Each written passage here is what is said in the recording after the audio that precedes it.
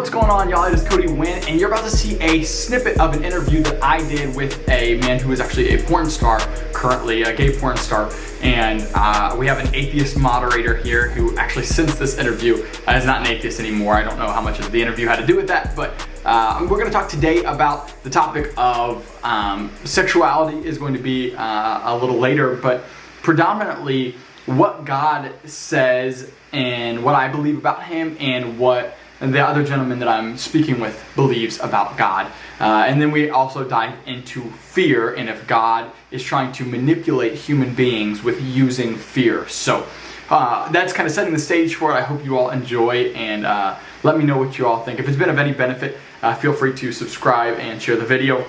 It means a ton to us. And also comment if you want to see more of this kind of content below, and I'm happy to bring it to you. But this is one part of a long series of videos. It's going to be maybe 5 to 7 videos in this series with this interview. So stay tuned and subscribe so you can see all of the rest of them when they come out. Appreciate it. See you guys.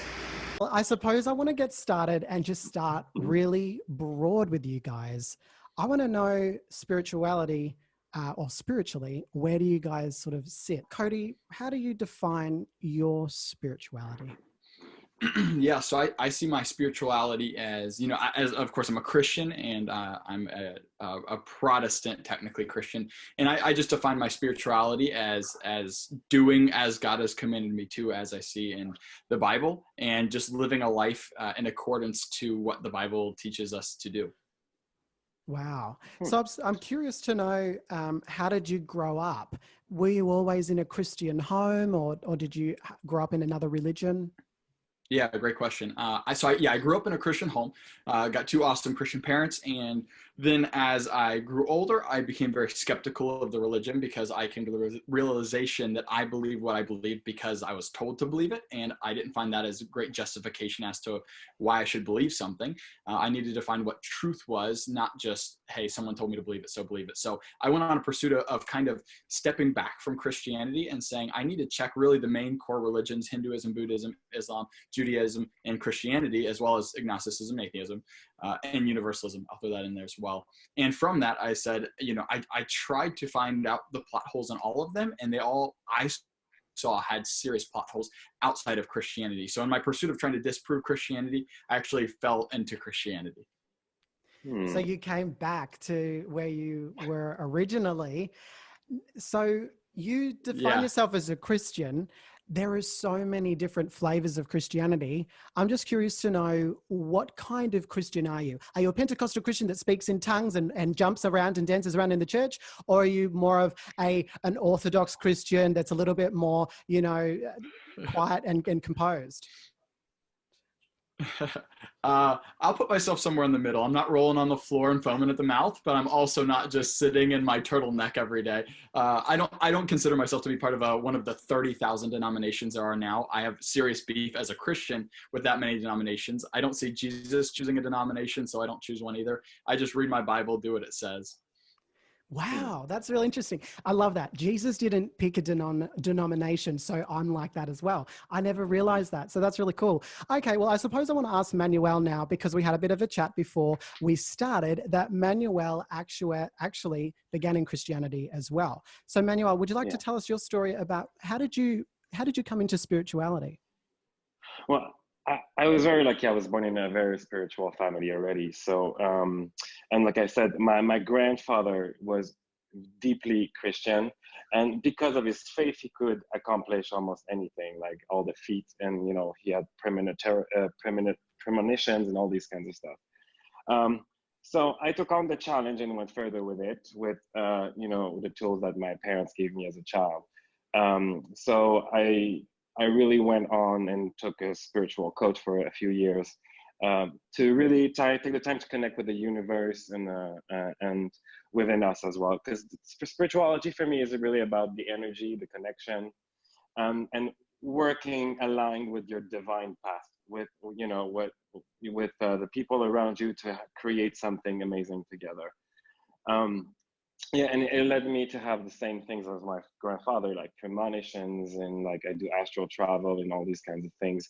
I do spiritual healing as well. And you know, I've seen so many things in my life, according to that I don't even need proof anymore. Or, you know, I don't need to prove it. You know, I don't need to make people believe what I've seen either. Like, because I'm so confident in my own spirituality right now.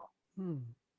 Mm. Wow. It sounds like you've gone from one trajectory of sort of the Christian upbringing that was still sort of a little bit to do with like the healing and stuff. And then you've gone to the depths of like astral projection and other kinds of practices in the spiritual sense. Would you define yourself as a spirituality or define yourself as a religion, like you are Hindu or you're Buddhist or anything like that? No, because like I've studied a bit these religions, and at the end, like I said, uh, they all have something in common, you know, and this is when they get together, I think this is what the true belief should be, where we're all connected again and we're all united. And, you know, there's a divine energy that holds us together all at once. And we need to awaken to that to retrieve our own powers. But I really love Hinduism. I think each religion has their own strong points. The bad thing about it is that, you know, I know it was needed in a certain period of time for humanity because they would kill each other all the time. But now things have changed, you know, like we don't need to be controlled by fear or these kinds of things. So like we need to, you know, like the teachings in the Bible are amazing, but they were a lot of times misinterpreted. And the religious people have overused their power to control people. So like if you take a step away from that, the foundations of it is still valuable today. Mm. And I'm interested to know what Cody thinks about that in terms of the Bible and in terms of the idea of fear. Cody, how do you address as a Christian and the Bible? Manuel's talked about fear. How do you address fear as a Christian? Yeah, sure. So first off, I'll agree that many people have taken Christianity and twisted scriptures to be able to do whatever they want with them to justify doing awful things that God hates way worse than you and me hate.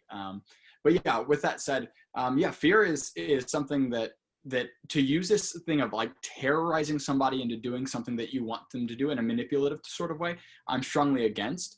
But I think that oftentimes we assume fear is always a bad thing, but fear is not a bad thing at all. I mean, fear is why you put a seatbelt on. Fear is why you take chemotherapy when you have cancer. Fear is why you don't, walk off the edge of a cliff. So fear is a very healthy thing. And scripture tells us the fear of God is the beginning of knowledge. And I agree with that because, in the same way that God is trying to keep you from doing something stupid, it's the same thing, instinct in your body that says, hey, I'm not going to walk off that cliff because that would be an unwise decision. I like that. And that's interesting. Fear is something that works in our being. It's part of our makeup. It's why we, why we have our fight or flight kind of responses and that kind of thing.